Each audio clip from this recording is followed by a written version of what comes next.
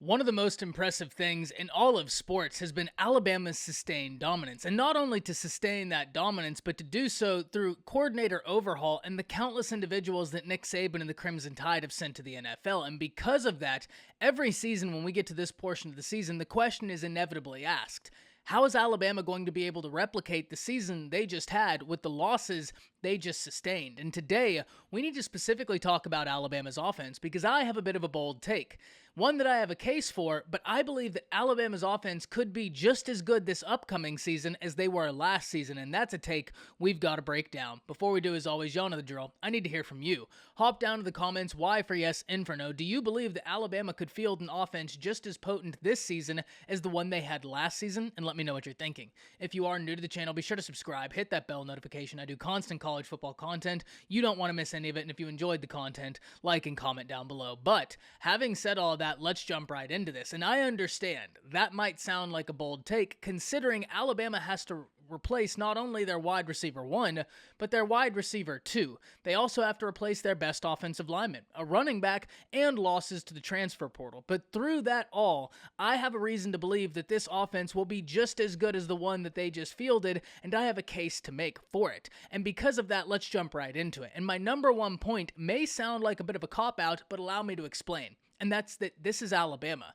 And through all of the change, through all of the losses, one thing has remained constant: Nick Saban. And so long as Nick Saban is there, I'm going to have faith that three things are going to be present. One, recruiting is going to be at an elite level, and that has maintained. Two, that coaching is going to be premier, and I have complete faith that that's the case. And that three, the culture is going to be solid. So long as all three of those things are present, I have faith. And there are those in the college football world that have been saying for years and pointing to the losses Alabama has had and saying this is the last year of Alabama's dynasty and this is the season when Nick Saban falls off.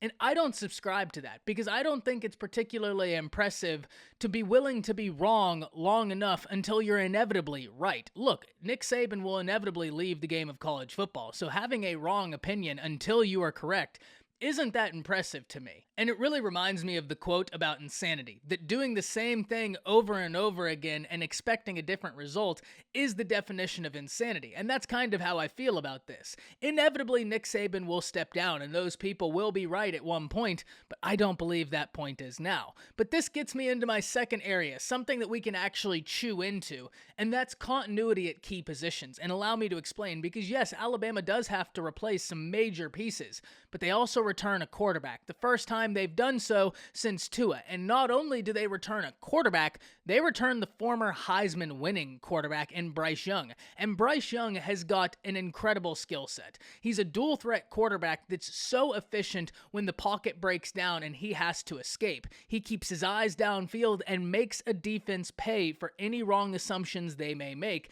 And he did that in his first year as a starter. Now he's got a full offseason with the same offensive coordinator, and that's the other area of continuity that I really like. And there are those in the Alabama fan base that maybe would have liked Bill O'Brien to look elsewhere, but I will say this: even though Alabama lost that national championship, if we go back, we can point to plays that if the result of the play would have been different, we might be talking about a different game. Now, I'm not here to contend that Alabama would have won the national championship if a few things had gone different. Look, if those things go different, then inevitably Georgia is going to do different things, and the only thing we can say with any certainty is that we have a much different ball game, and so that's where I'm going to leave it.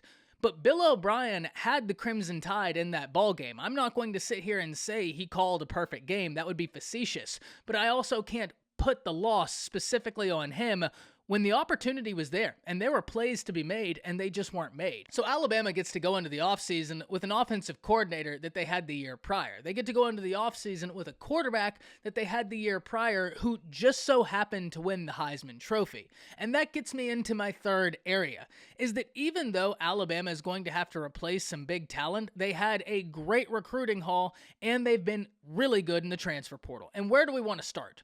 If we're starting at the running back position, this is an area that even though I have so much respect for Brian Robinson because I think he really culminates what college football is all about: perseverance and an unrelenting belief in oneself and to see your dreams through. He is such a cool story that I really think needs to be told to the masses, and that's why I've always rooted for him so heavily.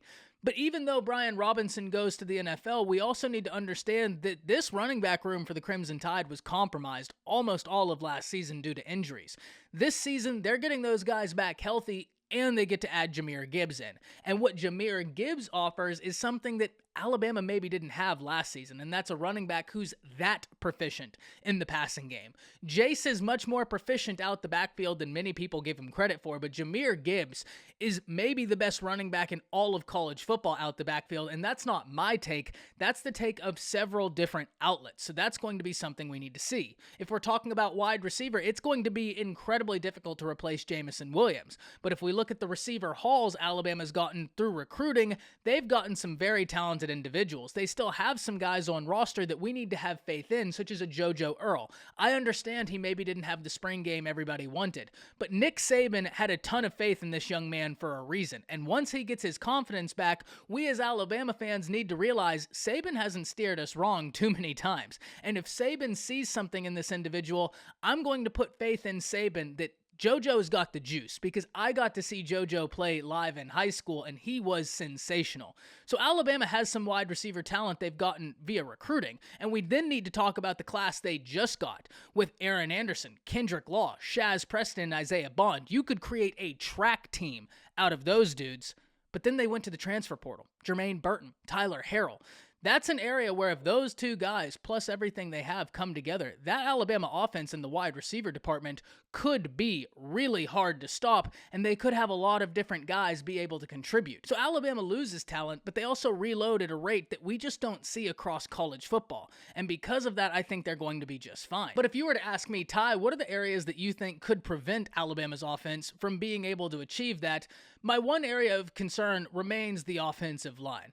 Others will say the wide receiver room. I probably have a little bit more faith in it, and maybe I'll have to eat crow. I certainly hope I won't. But my big area of concern is the offensive line, and the reason is simple. It's because Alabama's offensive line was shaky last year. It's not like we just watched A-Day and they had a lackluster performance. If it was just A-Day, I wouldn't have a complaint at all, because multiple individuals weren't available for A-Day, and then there's a transfer coming in who's going to add a lot of relief to that offensive line unit. This is a problem that's been there for the past year. Bryce Young just won the Heisman Trophy and just put up monster numbers while being one of the most pressured and sacked quarterbacks in all of college football, which really is mind-blowing when you think about it. But if Alabama can get that offensive line better than they were last season, I don't think people are going to realize how much pressure that's going to take off of Bryce Young. The question is can they get the offensive line better? And there are those in the fan base that remain hopeful, and I remain curious.